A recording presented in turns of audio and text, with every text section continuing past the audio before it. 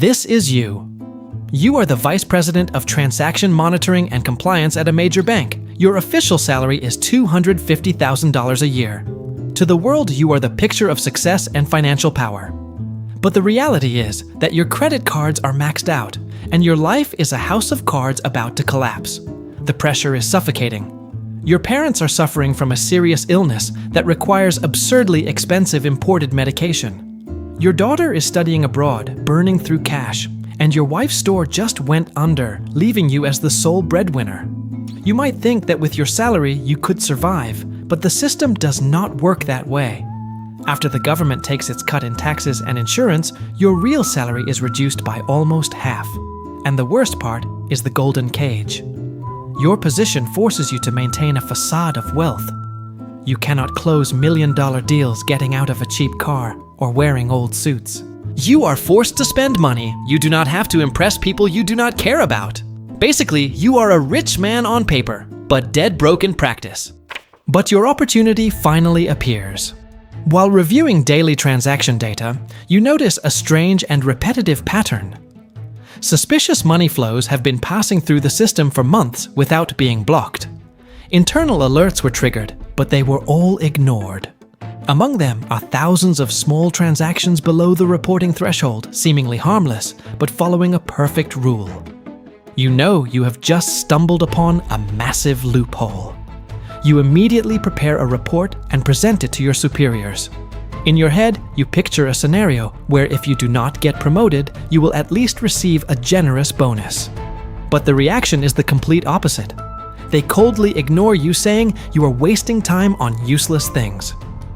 One even reminds you point blank that if you want to keep collecting a paycheck, you should just stick to your lane. In that moment, you understand everything. This is not a system error. It is a red carpet for VIP clients.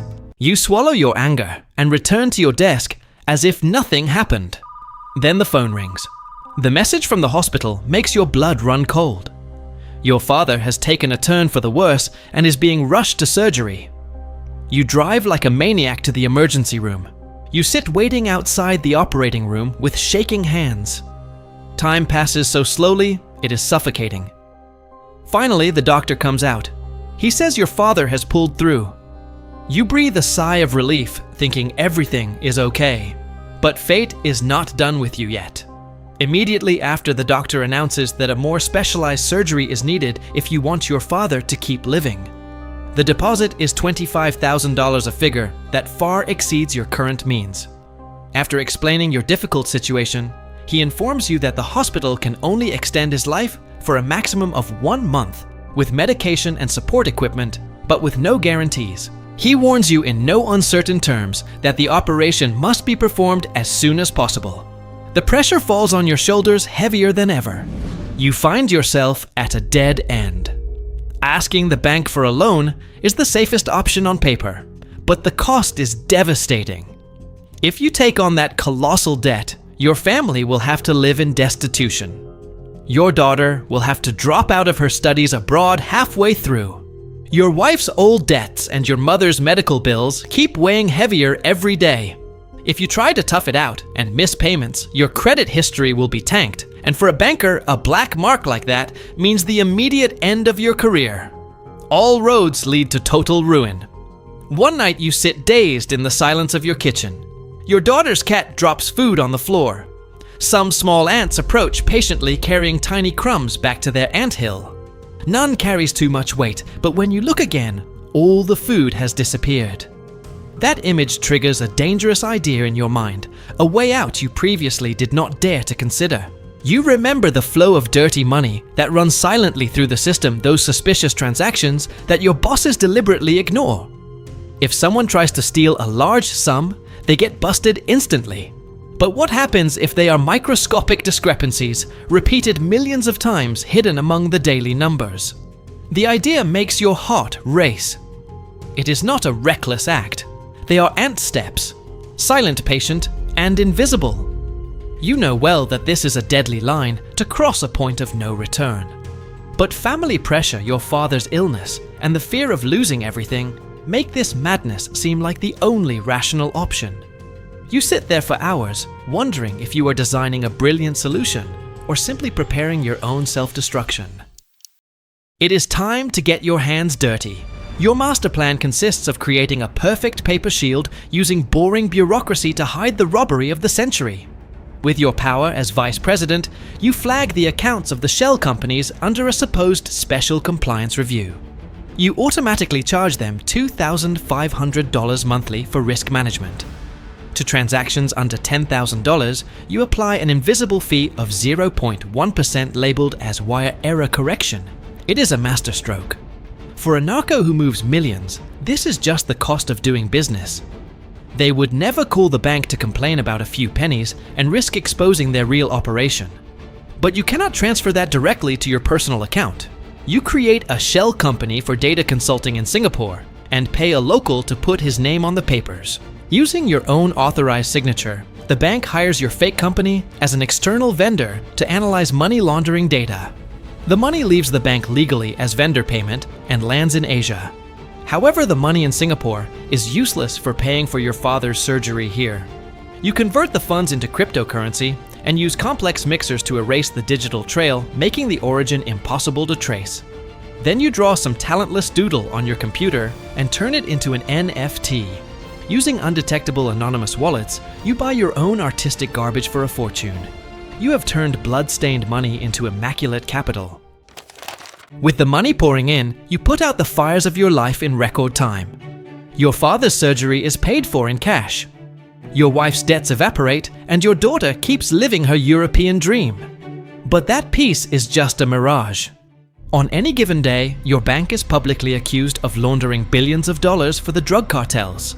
The authorities launch a massive investigation and subpoena all the executives and key departments. You are no exception.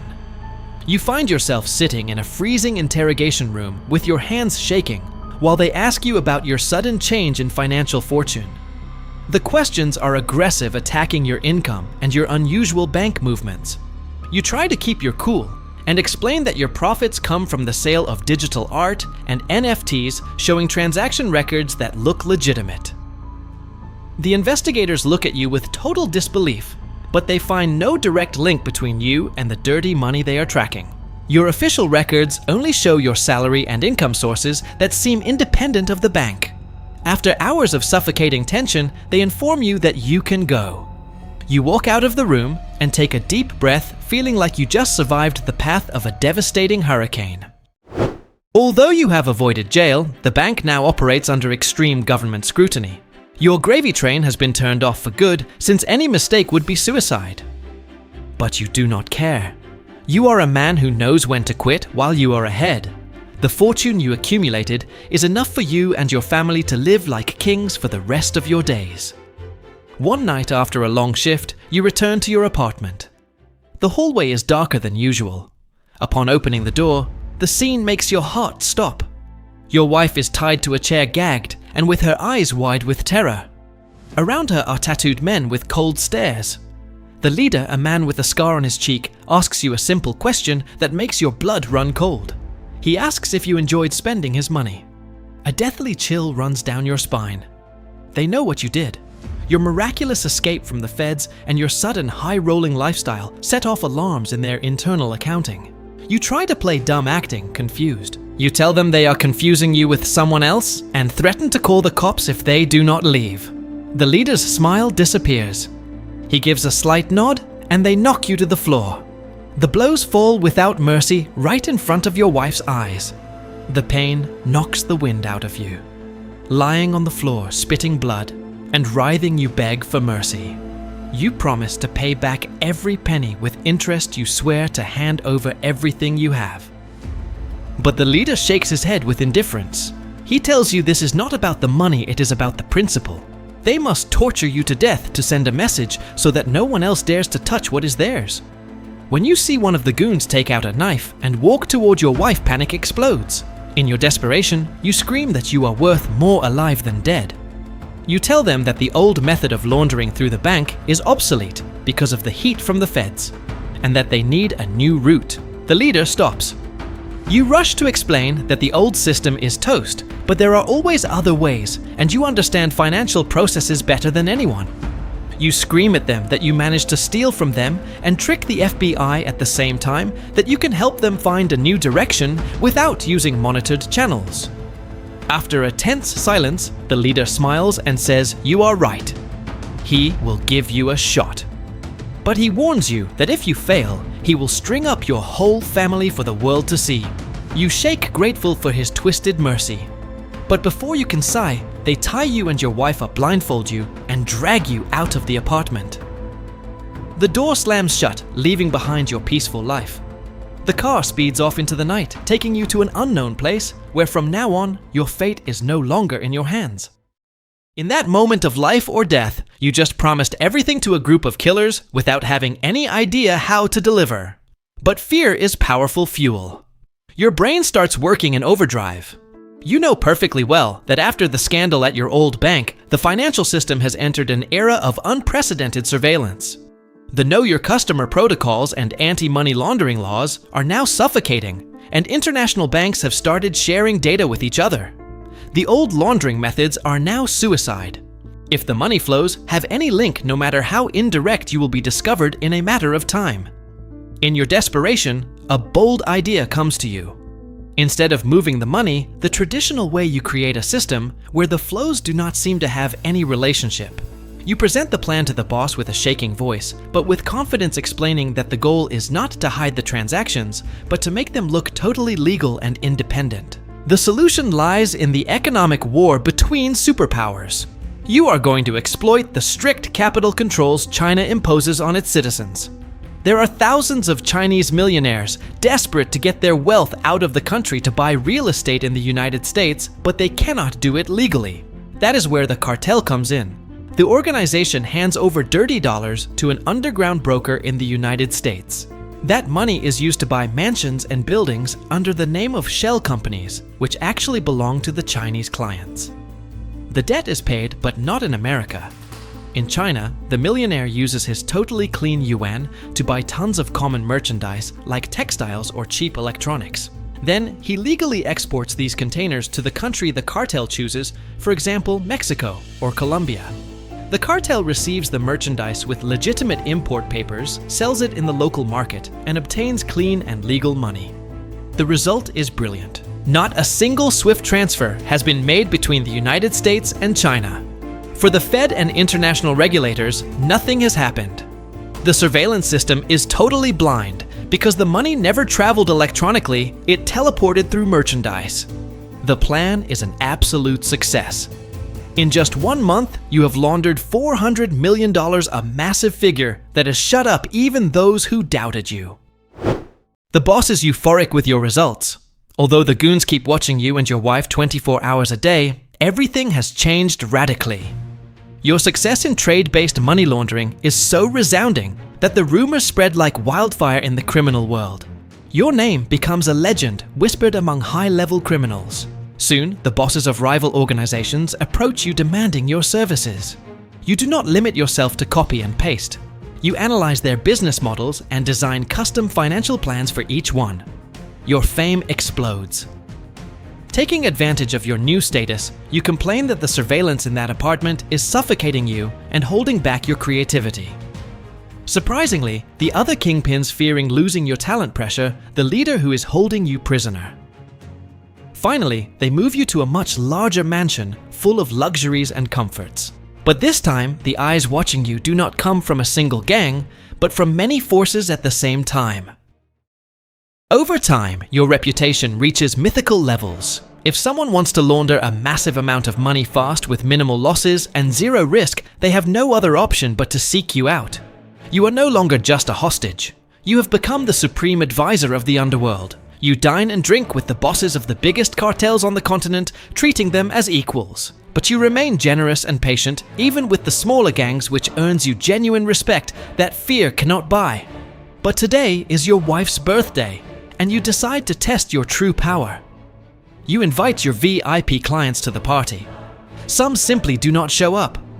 Others, out of laziness, only send expensive gifts or send their subordinates. This infuriates you. You take the microphone and lay down the law in front of everyone. You announce that you will permanently blacklist those who did not come. And for those who sent gifts or representatives, their service fees will increase and the waiting time will double. The tension in the air is extreme. The narcos are furious. Their trigger fingers are itching to pull out their guns and waste you right there. But they stop. They realize a painful truth: you are the link that unites the financial interests of too many powerful organizations. Killing you would be suicide because the rest of the underworld would hunt them down for destroying their laundering operation. Swallowing their murderous pride, they accept your punishment. You have proven that in this game, the one who controls the money is more powerful than the one who has the bullets. The gap between the cartels you help and those you punish has become a chasm. While your allies prosper, thanks to a ceaseless flow of clean money, the punished sink into despair. They try to return to their old methods, but the federal system hunts them down one by one, freezing their accounts and ending their operations. Envy and fear consume them, but soon an opportunity for redemption arrives. Your parents have passed away. You organize a massive funeral and invite all your VIP clients. This time, no one dares to miss it. The memory of your previous punishment is fresh, and they know the importance of this event is sacred. Only God knows what fate would await them if they left their chair empty at this moment. The cemetery is full of men in expensive suits. When everyone is gathered, you go up to the podium. You begin your speech. Suddenly, the silence is broken by the sound of helicopters and sirens. SWAT teams appear from the shadows, emerging from fake graves and the surrounding woods. The world's most wanted criminals are surrounded, trapped in your own trap. Thanks to the enormous amount of evidence you have collected for months, the agents handcuff them all. In a single move, you have decapitated the most dangerous organizations on the continent, sending the whole underworld to jail. It turns out that during that interrogation with the intelligence agency, they had already discovered every one of your financial errors from the first second. Instead of sending you to a dark cell for the rest of your days, they offered you a deal clear your name by becoming a key piece of a large-scale sting operation. It was they who silently leaked the information about your alleged skills to the criminal world, setting the stage for the drug cartels to seek you out desperately. During all that time, the government turned a blind eye to your laundering activities, while patiently tracking every hidden connection of the network through your movements. The gangs that refused to collaborate with you became targets of relentless crackdowns by the police, which made your reputation unquestionable and turned you into the only man capable of processing money quickly and safely in their eyes. When the criminal network was finally exposed, you gathered them all under the pretext of a fake funeral, and the operation ended with coordinated mass arrests. After completing your mission successfully, you and your family have received a new identity and a quiet life in witness protection. Although the cartels will not disappear completely from the face of the earth, this blow has been fatal by bringing to justice the leaders of large and small organizations, destroying their empires overnight.